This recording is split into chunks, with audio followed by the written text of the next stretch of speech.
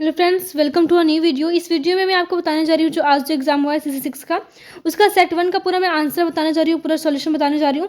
एकदम ध्यान से देखिए और एकदम आसान क्वेश्चन है, ज़्यादा टफ नहीं है। सबका मैं आंसर बताऊंगी और जो मैंने बताया था वो सारा क्वेश्चन मैच किया है या नहीं मैं सब कुछ दिखाऊंगी। देख सकते हैं आप यहाँ पे सेट 1 लिखा हुआ है, 22, 26, 75 नंबर का है और 1.5 घंटे का एग्जाम है। ठीक है, देखिए क्वेश्चन नंबर 1 क्या है। जैसे कि मैंने बताया था कि आपका क्वेश्चन जो है सो हिंदी और इंग्लिश दोनों में आएगा, वैसा ही बात हुआ है, हिंदी और इंग्लिश दोनों में आया है। क्वेश्चन नंबर 1 क्या बोल रहा है कि पारितंत्र में घटित होते हैं। पारितंत्र में घटक और घटित दोनों अलग अलग चीज़ है, इसलिए ध्यान दीजिएगा। पारितंत्र में क्या होता है, घटित घटना क्या होता है। ठीक है, तो घटक उसके होते हैं 2 घटक। अगर आपका अगला क्वेश्चन आ जाए तो उसमें बोलिएगा क्या, कौन से घटक होते हैं। 2 घटक होते हैं, पहला जैविक और दूसरा अजैविक। ठीक है, जैविक एंड अजैविक, ये आप याद रखिएगा। लेकिन अभी यहाँ पे हमसे पूछा कि घटित क्या होता है ना, घटित क्या होता है, कौन सा घटना घटित होता है, पौधे तथा जंतु, ये नहीं होगा। फिर आपका है उत्पादक, शाकाहारी तथा मांसाहारी, तो आपका क्या हो जाएगा, सी वाला आंसर हो जाएगा, उत्पादक, उपभोक्ता तथा अपघटक, ये आपका घटित होता है इसमें।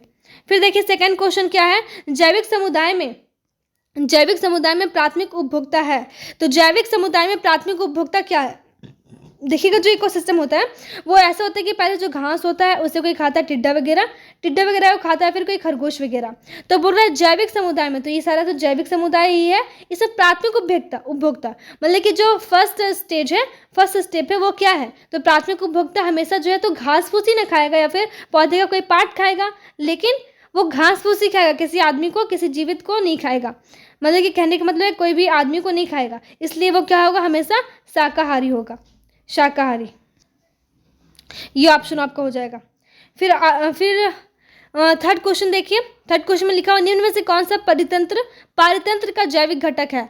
जैविक घटक कौन सा है, तो वर्षा तो जैविक है ही नहीं, ताप भी जैविक नहीं है, मिनरल भी जैविक नहीं है। जैविक का मतलब जिसमें जान हो, तो आपका plants is the right answer. ठीक है, फिर देखिए क्वेश्चन नंबर 4 क्या है, विश्व शरणार्थी दिवस कब मनाया जाता है। तो जैसा कि मैंने आपको बताया था जब मैं सीरीज लेके आई थी इंपॉर्टेंट क्वेश्चन का, मैं 10 इंपॉर्टेंट क्वेश्चन करवा रही थी आपको हर एक चैप्टर से, उसमें मैंने बताया था शरणार्थी क्या होता है, कब मनाया जाता है। अगर आप अभी भी फॉलो करना चाहते हैं जाके उस सीरीज को फॉलो कर सकते हैं, जिसमें मैंने CC6 ग्लोबल सिटीजनशिप एजुकेशन का प्लेलिस्ट बना हुआ है। उसमें हर चैप्टर से मैंने 10-10 इंपॉर्टेंट क्वेश्चन करवाए हैं, तो उसमें मैंने आपको बताया था इसका राइट आंसर 20 जून हो जाएगा। ठीक है, और भी बहुत सारी चीज़ मैंने बताया था जो मैच किया हुआ है। फिर देखिए यहाँ पे 5th नंबर क्वेश्चन है, सतत विकास की अवधारणा किसकी देन है। तो सतत विकास की अवधारणा किसकी देन है, तो ये आपका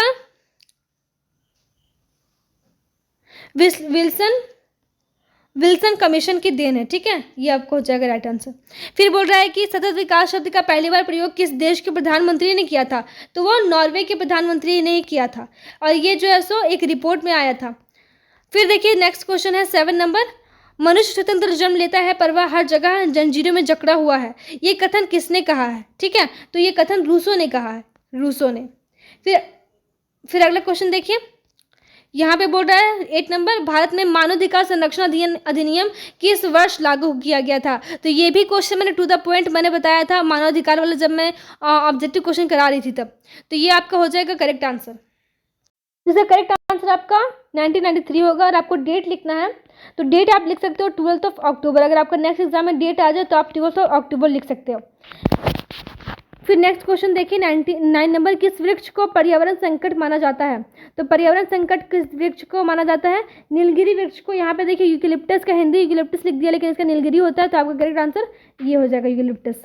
फिर देखिए कौन सा देश कार्बन ऋणात्मक देश है। तो कार्बन ऋणात्मक देश जो है आपका, वो करेक्ट आंसर आपका भूटान हो जाएगा। भूटान ही जो है सो कार्बन ऋणात्मक देश, सबसे ज्यादा कार्बन अगर कम है तो भूटान में है। ठीक है, पर्यावरण का रक्षा कवच किसे कहा जाता है, ये तो हम सब जानते हैं कि ओजोन लेयर ही जो है सो वो कौन से किरण है, इंफ्रारेड जो रेडिएशंस है उसी को अर्थ पे आने से रोक रही है, जो ओजोन लेयर है। ठीक है, फिर नेक्स्ट देखिए रियो पृथ्वी सम्मेलन किस देश में हुआ था। तो ये आपका ब्राजील देश में हुआ था, तो ये आपका सही है।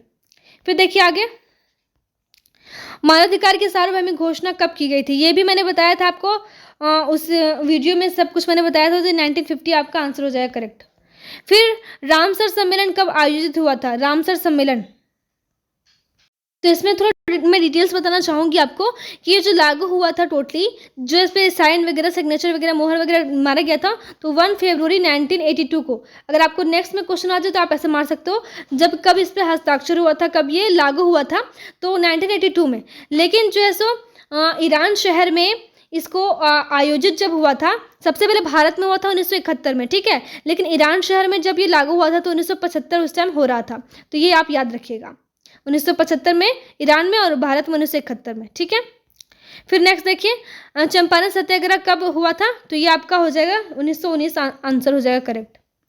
फिर विश्व आयोजन दिवस कब मनाया जाता है, विश्व ओजोन दिवस कब मनाया जाता है, तो ये आपका मैंने बताया था कि आप रिसेंट वाला न्यूज़ पढ़ के जाओगे, रिसेंट वाला करंट अफेयर्स पढ़ के जाओगे, क्योंकि रिसेंट वाला ही आता है। तो 16 सितंबर जो अभी रिसेंट ही पास हुआ है, तब ये ओजोन दिवस मनाया जाता है। फिर देखिए, when is national women's day celebrated, ये मैंने कल ही क्वेश्चन बताया था, कल ही मैंने जो इंपॉर्टेंट क्वेश्चन मैं बताई थी 66 का, उसमें मैंने डील किया था कि वुमेन्स डे क्या होता है, इंटरनेशनल वुमेन्स डे क्या होता है, इसमें आप कंफ्यूज मत हो जाइएगा। सरोजनी नायडू के बर्थ डेट को जो कि है 13 फरवरी, ठीक है, 13 फरवरी, उस दिन हम लोग जो है सो नेशनल वुमेन्स डे, मतलब कि भारत में बनाते हैं वुमेन्स डे, ठीक है। लेकिन अगर वही आपका इंटरनेशनल पूछा जाए तब आप 8 मार्च को बनाते हो, ठीक है, इसे ध्यान रखिएगा। 13 फरवरी को जो सरोजनी नायडू का बर्थ डेट है, उस दिन हम लोग बनाते हैं 13 फरवरी को, लेकिन इंटरनेशनल पूरे वर्ल्ड में मनाया जाता है 8 मार्च को। तो ये अगर आपका नेक्स्ट क्वेश्चन में आ जाएगा तब 8 मार्च मानिएगा, अभी इसका करेक्ट आंसर हो जाएगा 13 फरवरी। बेटी बचाओ बेटी पढ़ाओ आयोजन कब लागू हुआ था, तो ये 2014 में लागू हुआ था, ये करेक्ट आंसर है। फिर देखिए next, women are not born but made, महिला पैदा नहीं होती बल्कि बनाई जाती है, ये किसने कहा है, तो ये आपका कहा है सिमोन दे बुआ ने, साइमन द बुआ ने, ठीक है, साइमन द बुआ ने ये इन्होंने कहा था। स्मॉल इज़ ब्यूटीफुल किसने की रचना है, स्मॉल इज़ ब्यूटीफुल का शूमेकर की रचना है, ठीक है, शूमेकर ने इसे लिखा है। फिर नेक्स्ट देखिए, UNHCR की स्थापना कब हुई, तो 3 दिसंबर 1950 को, ये आप मार सकते हो सही।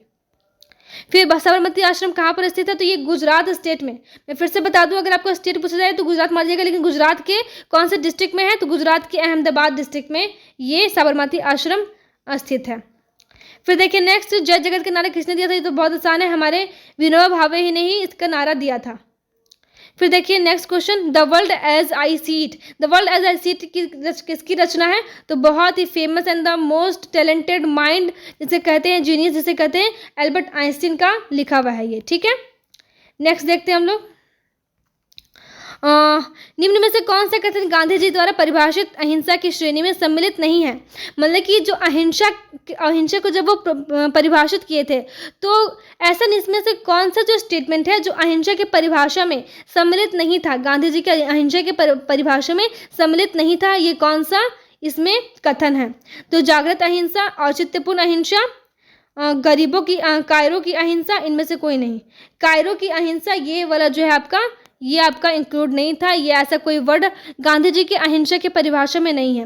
तो आई होप कि आपको समझ में आया होगा। आप अभी भी जाके मेरा सीरीज फॉलो कर सकते हो, क्योंकि उसमें सारे इंपॉर्टेंट क्वेश्चन मैंने बताए थे। C6 का प्लेलिस्ट आप देख सकते हो, या फिर मैंने जो कल ही परसों अपलोड किया हुआ है उसमें भी आप देख सकते हो। सेट 2 का भी जैसे ही क्वेश्चन आएगा वैसे मैं आपको तुरंत अपलोड करके दे दूँगी, ठीक है। Thank you.